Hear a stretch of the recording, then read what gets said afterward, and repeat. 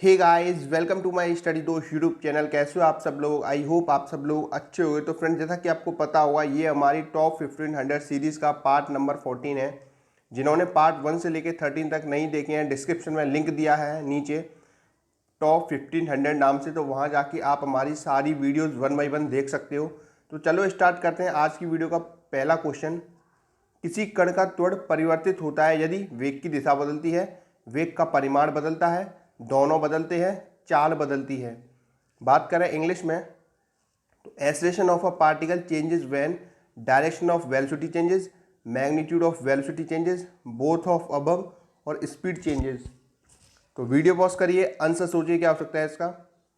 और जैसा कि आपको पता होगा, हम इसको एक मॉक टेस्ट यानी प्रैक्टिस सेट की तरह ले रहे हैं। तो जो भी आपका स्कोर रहे, कमेंट बॉक्स का यूज़ करके आप अपना स्कोर लिख सकते हैं। तो बात करें इसके राइट ऑप्शन की, तो जब भी एक्सेलरेशन ऑफ पार्टिकल चेंजेस होगा यानी एक्सेलरेशन चेंज होगा, तो डायरेक्शन ऑफ वेलोसिटी चेंजेस होगी और मैग्नीट्यूड ऑफ वेलोसिटी चेंजेस होगा, यानी बोथ ऑफ अबव आपका राइट आंसर होगा। Option number C will be right. जब त्वरण परिवर्तित होता है तो वेग की दिशा भी बदलती है और वेग का परिमाण भी बदलता है। तो ऑप्शन नंबर सी, दोनों बदलते हैं। चलते हैं next question. Option number C will be right. Next question है, एक भारी द्रव्यमान को एक पतले तार से जोड़कर एक ऊर्ध्वाधर वृत्त में घुमाया जाता है। तार के टूटने की सबसे अधिक संभावना कहाँ होगी? जब द्रव्यमान वृत्त के सबसे ऊंचे बिंदु पर है, जब द्रव्यमान वृत्त के सबसे नीचे बिंदु पर है, जब तार क्षैतिज है, या ऑप्शन डी, जब तार ऊपर की ओर ऊर्ध्वाधर दिशा में cos इनवर्स 1/3 का कोण बनाता है। बात करें इंग्लिश में, a heavy mass is attached to a thin wire and is whirled in a vertical circle. The wire is most likely to break when the mass is at the highest point of the circle, when the mass is at the lowest point of the circle, when the wire is horizontal, or option D, at an angle of cos inverse 1/3 from the upward vertical। तो video pause करिए, answer सोचिए क्या हो सकता है इसका। मैं एक बार क्वेश्चन जूम कर दे रहा हूँ ताकि आपको आसानी हो क्वेश्चन देखने में। ये हो गया हिंदी में, और इंग्लिश में ये रहा आपके सामने। तो वीडियो पॉज करिए, आंसर सोचिए क्या हो सकता है इसका। तो चलते हैं हम इसके राइट आंसर की तरफ। तो इसमें ऑप्शन नंबर बी आपका राइट होगा। जब द्रव्यमान वृत्त के सबसे नीचे बिंदु पर है, तब क्या होगा? अधिक संभावना होगी तार के टूटने की, यानी option number B will be right. बात करें इंग्लिश में, when the mass is at the lowest point of the circle, the wire is most likely to break। तो option number B will be right, when the mass is at the lowest point of the circle, because क्योंकि lower point पे क्या होगा? Tension क्या होगा? Maximum होगा, यानी तनाव क्या होगा? तनाव अधिकतम होगा। इसलिए तार टूटने की संभावना कहाँ पर है? Lowest point of the circle. तो आई होप आप समझ गए होंगे। इसका रीज़न है क्योंकि टेंशन क्या होती है? लोअर पॉइंट पर ज़्यादा होती है, यानी तनाव क्या होता है? ज़्यादा होता है नीचे बिंदु पर। तो चलते हैं next question. Question number third है, स्थिर लिफ्ट में सरल लोलक का आवर्तकाल टी है। यदि लिफ्ट g/3 त्वरण से ऊपर की ओर गति करने लगे तो नया आवर्तकाल होगा। ऑप्शन आपके सामने गिवन है। बात करें इंग्लिश में, the time period of a simple pendulum measured inside a stationary lift is found to be T if the lift starts accelerating upward with an acceleration g/3। The time period is, option आपके सामने given है। Video pause करिए, answer सोचिए क्या हो सकता है इसका। मैं एक बार ऑप्शन को जूम कर दे रहा हूँ ताकि आपको आसानी हो देखने में। बात करें हिंदी में, तो हिंदी में आपके सामने ये रहा। बात करें इंग्लिश में, तो इंग्लिश में आपके सामने ये रहा। तो वीडियो पॉज करिए, आंसर सोचिए क्या हो सकता है इसका।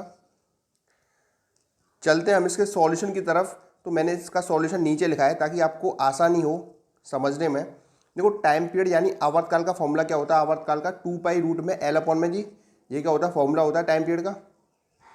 अब आप एक बार क्वेश्चन दोबारा पढ़िए। क्वेश्चन क्या बोल रहा है? क्वेश्चन बोल रहा है कि g/3 त्वरण से ऊपर की ओर गति करती है। भाई बस यही इसमें लॉजिक है। जिस स्टूडेंट ने बस यही कॉन्सेप्ट पकड़ लिया तो आप आंसर आसानी से करके ले जाओगे। बात करें इंग्लिश में, तो देखो इंग्लिश में लिखा है accelerating upward with an acceleration g/3, बस यही इसमें कॉन्सेप्ट है। अब टोटल जो एक्सीलरेशन ड्यू टू ग्रेविटी है, एक्सीलरेशन है, वो क्या हो जाएगा? g+a। अब g+a कितना दे रखा है? एक्सेलरेशन कितना दे रखा है? g/3, यानी g/3। तो जब हम इसका सॉल्यूशन करेंगे एलसीएम लेके, तो सॉल्यूशन क्या आएगा 4g/3, 4g/3 आएगा। अब जो टाइम पीरियड है उसका रिलेशन जी के साथ कैसा है, इनवर्सली में, वो भी रूट के अंदर है। तो हम 4g/3 जी की वैल्यू पुट कर देंगे, ये वाली 4g/3, 3 ऊपर चला गया। अब इसमें से रूट लगाएंगे तो √3/√4, और √4 को क्या लिख सकते हैं, 2 लिख सकते हैं। तो √3/2 आपका टाइम पीरियड आ जाएगा। तो आई होप आप समझ गए होंगे कॉन्सेप्ट इस क्वेश्चन का। देखो आप ये सोच रहे हो सर 2π कहाँ गया, भाई हमको रिलेशन फाइंड करना है टाइम पीरियड और जी के बीच में, इसलिए हम लेंथ को और 2π इसको हम नेग्लेक्ट कर देंगे, ठीक है। जब हम रिलेशन फाइंड करते हैं तो फॉर्मूला नहीं देखते, फॉर्मूले में क्या आ रहा है, जिसके बीच में रिलेशन फाइंड करते हैं बस उन दोनों चीज़ों को हम लेते हैं। तो आई होप आप समझ गए होंगे। चलते हैं नेक्स्ट क्वेश्चन की तरफ। नेक्स्ट क्वेश्चन है, किसी साबुन के बुलबुले में दाब की अधिकतम दूसरे बुलबुले की तुलना में 4 गुनी है, तब पहले बुलबुले तथा दूसरे बुलबुले के आयतन में अनुपात होगा। ऑप्शन आपके सामने गिवन है। बात करें इंग्लिश में तो excess pressure of one soap bubble is 4 times more than the other, then the ratio of volume of first bubble to another one is. Option आपके सामने गिवन है। वीडियो पॉज करिए, आंसर सोचिए क्या हो सकता है इसका। तो चलते हैं हम इसके सॉल्यूशन की तरफ। तो देखो आपको पता होगा सोप बबल के लिए एक्सेस प्रेशर का फॉर्मूला क्या होता है, 4T/R। किसके लिए होता है, सोप बबल के लिए होता है। तो 4T/R। अब डेल्टा P और R में कैसा रिलेशन है, इनवर्सली प्रोपोर्शनल है। तो delta P1/डेल्टा P2 equals to R2/R1 हो जाएगा, क्योंकि आपको पता है इनवर्सली यानी उल्टा कर देंगे हम। और अकॉर्डिंग टू क्वेश्चन R2/R1 कितना दे रखा है, 4 दे रखा है। आप देख सकते हो क्वेश्चन में यहाँ लिखा हुआ है कि किसी साबुन के बुलबुले में दाब की अधिकतम दूसरे बुलबुले की तुलना में 4 गुनी है, यानी दूसरे की तुलना में R2 कितना दे रखा है, 4R1 दे रखा है, ठीक है। इंग्लिश में भी आप देख सकते हो access pressure of one soap bubble is 4 times more than the other, ठीक। तो यहाँ अकॉर्डिंग टू क्वेश्चन R2 कितना दे रखा है, 4R1 दे रखा है। R1 को हम नीचे ले आएंगे, यानी R2/R1 कितना दे रखा है, 4/1। 1 को लिखो या मत लिखो। अब वॉल्यूम का फॉर्मूला क्या होता है, 4/3πr3। अब हमें फॉर्मूले से मतलब नहीं है, हमें किससे मतलब है, रिलेशन से, क्योंकि हमें क्या फाइंड करना है, वॉल्यूम का अनुपात फाइंड करना है, यानी आयतन का अनुपात फाइंड करना है, रेशियो फाइंड करना है। तो वॉल्यूम का आर के साथ कैसा है, RQ है। तो हम क्या फाइंड कर लेंगे, V1/V2, क्योंकि भाई डायरेक्टली प्रोपोर्शनल है, यानी R1/R2 आएगा, और उसकी पावर क्या आएगी, 3 आएगी। अब R1/R2 क्या हो जाएगा, 1/4 हो जाएगा। और यहाँ क्या दे रखा है, R2/R1 कितना दे रखा है, 4/1। अब हमें क्या चाहिए, R1/R2, तो इसको क्या कर देंगे, उलट देंगे, यानी 1/4 हो जाएगा। तो 1/4 की पावर क्यूब, और इसका जब क्यूब लेंगे तो 1/64 आपका राइट आंसर होगा। चलते हैं हम इसके राइट आंसर की तरफ। तो ऑप्शन नंबर ए आपका राइट होगा, 1/64, यानी 1:64 आपका राइट आंसर होगा। चलते हैं नेक्स्ट क्वेश्चन की तरफ।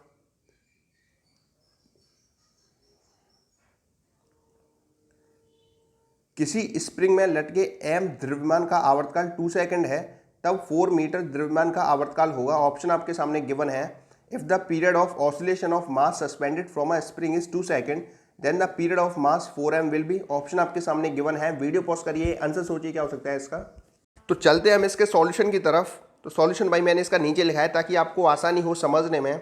तो देखो अकॉर्डिंग टू क्वेश्चन, पहला टाइम पीरियड हमें दे रखा है 2 सेकंड, दूसरा मास दे रखा है 4m, पहला मास दे रखा है m, यानी दूसरा द्रव्यमान 4m, पहला द्रव्यमान m, और हमें दूसरा आवर्तकाल यानी दूसरा टाइम पीरियड फाइंड करना है। तो अकॉर्डिंग टू क्वेश्चन फॉर्मूला क्या होगा, T=2π√m/m, कि आपको आई होप ये फॉर्मूला आता होगा पहले से ही। तो टाइम पीरियड का मास से कैसा रिलेशन आ रहा है, डायरेक्टली प्रोपोर्शनल आ रहा है, ठीक है। तो T2/T1 =√m2/m1 आएगा। अब m2 हमें कितना दे रखा है, 4m, तो 4m पहला मास यानी m से m कैंसिल आउट, तो √4 यानी 2, तो यहाँ तक 2 आ गया।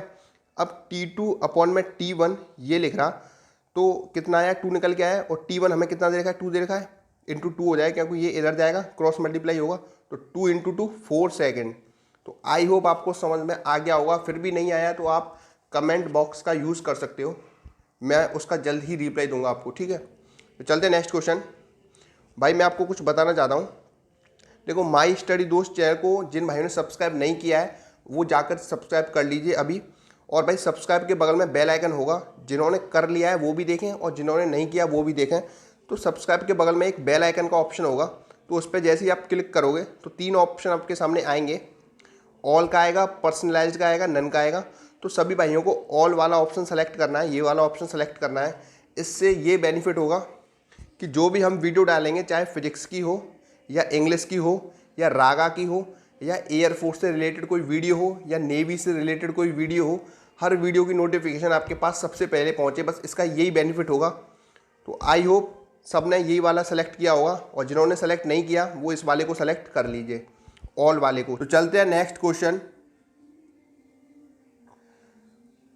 Volt per metre is the unit of, volt per metre की इकाई है पोटेंशियल डिफरेंस, विभवांतर, वर्क, काम, फोर्स, बल, इलेक्ट्रिक इंटेंसिटी, विद्युत तीव्रता।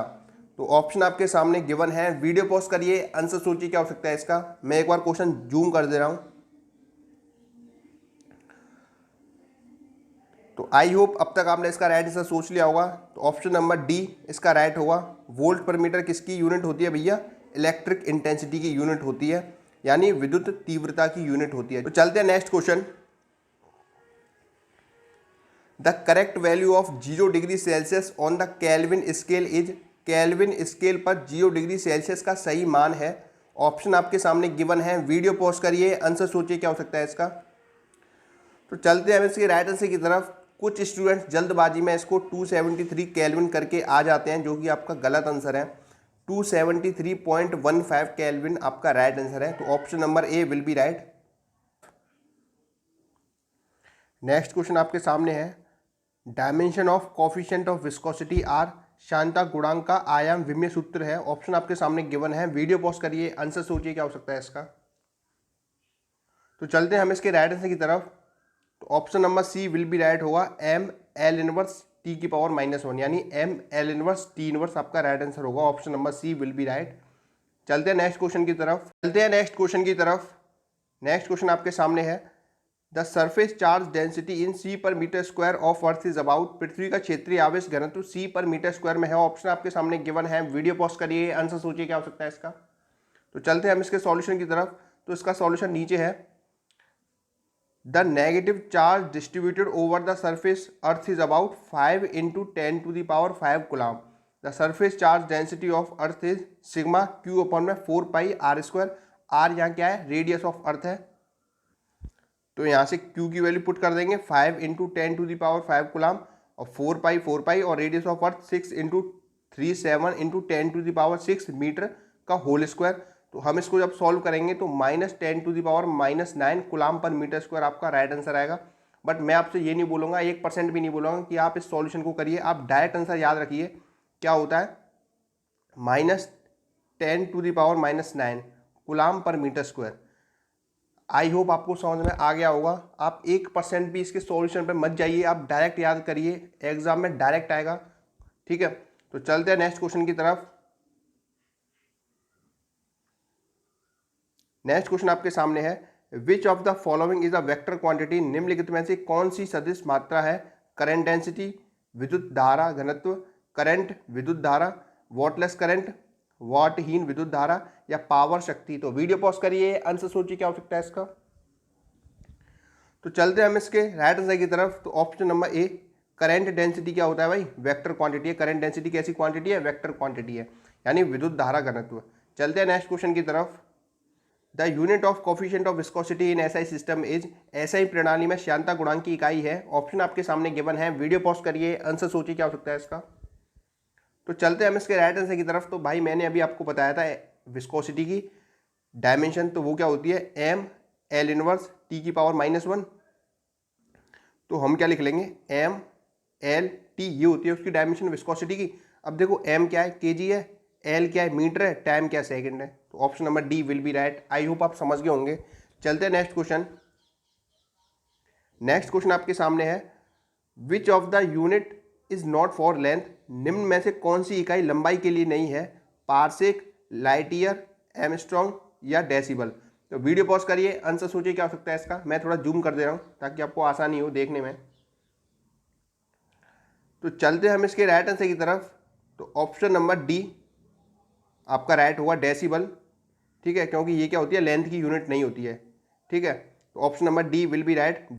चलते हैं नेक्स्ट क्वेश्चन की तरफ। तो नेक्स्ट क्वेश्चन आपके सामने है, an athlete complete 1 round of a circular track of radius r in 40 second, what will be his displacement at the end of 2 minute 20 second. बात करें हिंदी में, एक एथलीट 40 सेकंड में त्रिज्या r के एक गोलाकार ट्रैक का एक चक्कर पूरा करता है तो 2 मिनट 20 सेकंड के अंत में उसका विस्थापन कितना होगा। ऑप्शन आपके सामने गिवन है 0, 2r, 2πr, 7πr। तो वीडियो पॉज करिए, आंसर सोचिए क्या हो सकता है इसका। मैं थोड़ा जूम कर दे रहा हूं। तो चलते हैं हम इसके सॉल्यूशन की तरफ। तो इसका सॉल्यूशन भाई मैंने नीचे लिखा है।